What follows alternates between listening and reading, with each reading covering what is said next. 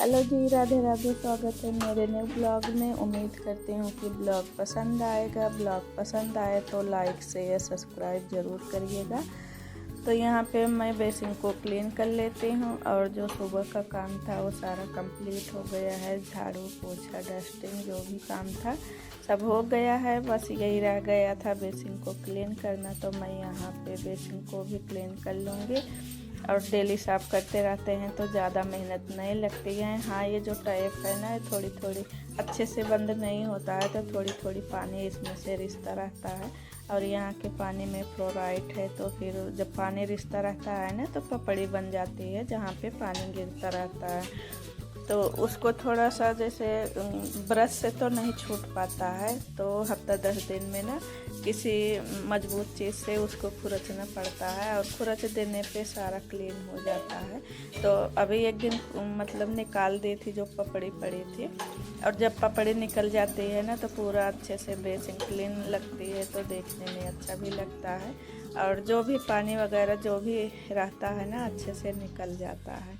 और जब पपड़ी पड़ी रहती है तो उसी पे वो गंदा गंदा दिखता है। जो भी चीज़ें होती है, देखिए अब ये बेसिन ऐसी चीज़ है कि हमेशा यूज होता रहता है। हाथ धुलना हुआ, मुँह धुलना हो, तो जितना ज़्यादा जो भी चीज़ यूज होगा उतना ही ज़्यादा गंदा होता है। तो यहाँ पे मैं बेसिन को क्लीन कर ली हूँ और फिर उसके बाद नहाने जाऊँगी। नहाने के बाद फिर करेंगे पूजा और फिर बनाएंगे खाना।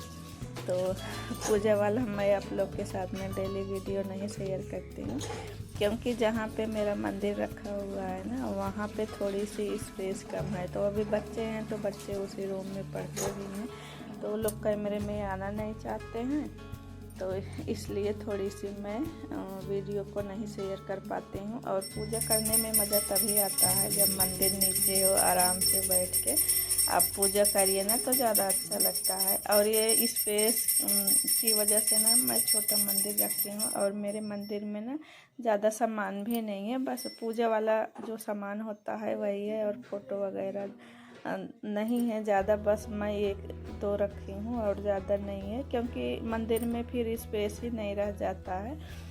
तो आप देख सकते हैं, तो इतनी ही स्पेस थी तो उसी हिसाब से मैं मंदिर ले ली थी। और मेरे पतिदेव को थोड़ा सा बड़ा सा चाहिए था, तो मैं बोली नहीं, बड़ा सा फिर लेंगे ना तो फिर नीचे रखने के लिए जगह होनी चाहिए, तो मैं इसलिए छोटा सा ले ली। और जैसे वैसे रहता है तो फिर त्यौहार रहता है तो कैंपस में मंदिर है तो फिर वहाँ चले जाते हैं। और डेली के लिए तो ठीक है, जितना अपने से हो पाए वही उतना अच्छा है अपने लिए। तो यहाँ पे मेरी पूजा हो गई थी और बच्चे बैठे हुए थे, तो मैं भी थोड़ा इन लोग को ऐसे बोल रही थी, मजाक कर रही थी, तो हंस रहे थे ये लोग। तो धूप बत्ती जब जलाते हैं ना तो उसमें धुआं बहुत ज़्यादा होता है और मुझे धूप बत्ती ही अच्छी लगती है। और मेरे पतिदेव ना अगरबत्ती जलाते हैं और मैं जब जलाती हूँ तो फिर धूप बत्ती जलाते हैं। तो वही बच्चों को बोल रही थी तो हंस रहे थे। और फिर मैं उसके बाद आ गई थी ना, थोड़ी सी स्किन केयर कर लेती हूँ, कंघी भी कर ली हूँ और थोड़ी सी फेस में भी क्रीम वगैरह जो भी लगाते हैं डेली का मेकअप जो हमारा होता है उसको कर लिए हैं। थोड़ी सी हाथों में क्रीम लगा लेंगे, क्योंकि अभी ऐसे बहुत तेज़ हवा चल रही है। पछवा हवा जो बोलते हैं हमारे यहाँ, तो बहुत तेज़ से चलती है ना, जैसे ठंडियों में थोड़ा सा स्किन खिंची खिंची सी हो जाती है, उसी तरह से है अभी।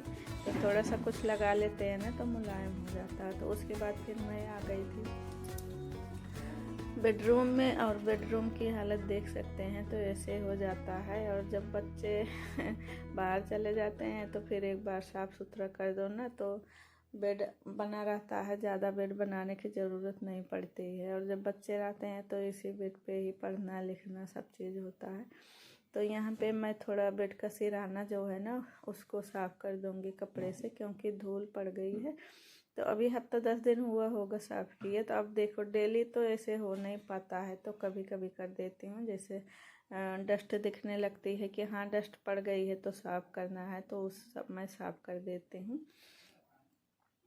और ये बेडशीट भी चेंज करनी है, तो सोच रही हूँ जिस दिन मशीन लगाऊंगी ना उसी दिन फिर निकाल के और धुल के और सूख जाएगा तुरंत इसको दीवान में डाल दूँगी। पीछे वाला भी बेड का जो बेडशीट है नई है, तो उसमें बिछाई थी ना होली में, तो वैसे अभी बिछा हुआ है तो नहीं निकाले हूँ।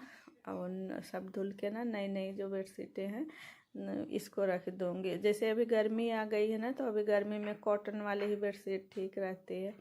तो कुछ पुरानी रखी हुई हैं बेडशीट, उसको बिछाऊँगी। और गर्मियों में देखिए बेडशीट बहुत ज़्यादा निकलती है, 2-3 दिन में धुलने लायक हो जाती है।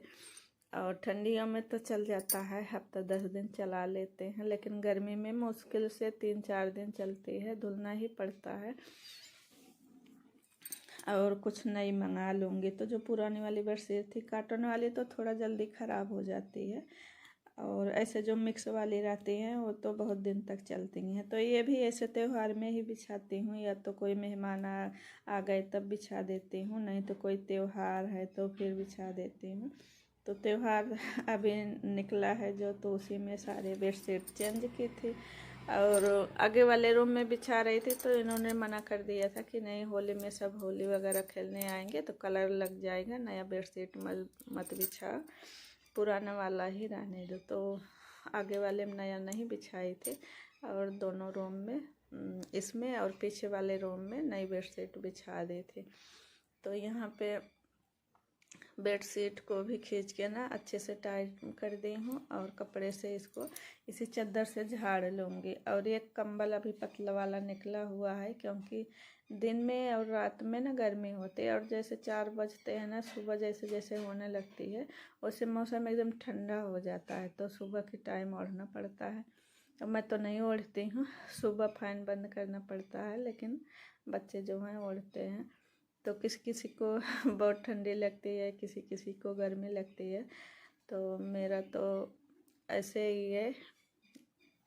तो यहाँ पे जो चादर था मैं सारे फोल्ड करके रख दी हूँ, और फिर मैं आ गई हूँ इधर ड्रेसिंग टेबल की तरफ। तो यहाँ भी डस्ट पड़ी हुई है, तो इस पे तो मतलब मैं डस्टिंग करते ही रहती हूँ, जैसे दिख गया तो मैं ऐसे साफ़ कर देती हूँ। और कांच वगैरह तो क्लीनर से ही साफ़ करना पड़ता है, वैसे नहीं साफ़ होता है। और जब कांच साफ़ करते हैं ना, तो मतलब कि साफ़ सुथरा जो कपड़ा होता है जिससे हम क्लीन करते हैं, तो उसी से क्लीन करते हैं जब क्लीनर डाल के ना, तो तभी अच्छा रहता है। और जब कपड़ा थोड़ा सा भी गंदा रहेगा ना, तो और कांच जो है गंदा हो जाता है। तो अभी तो बस धूल मिट्टी ही साफ़ करूँगी, और कांच को बाद में साफ़ करूँगी। तो यहाँ पे जो आगे वाला ये देखिए जो छोटे छोटे रैक है ना, इसमें तो बहुत सारे सामान ऐसे रखे रहते हैं, तो हटा के साफ़ करना पड़ता है।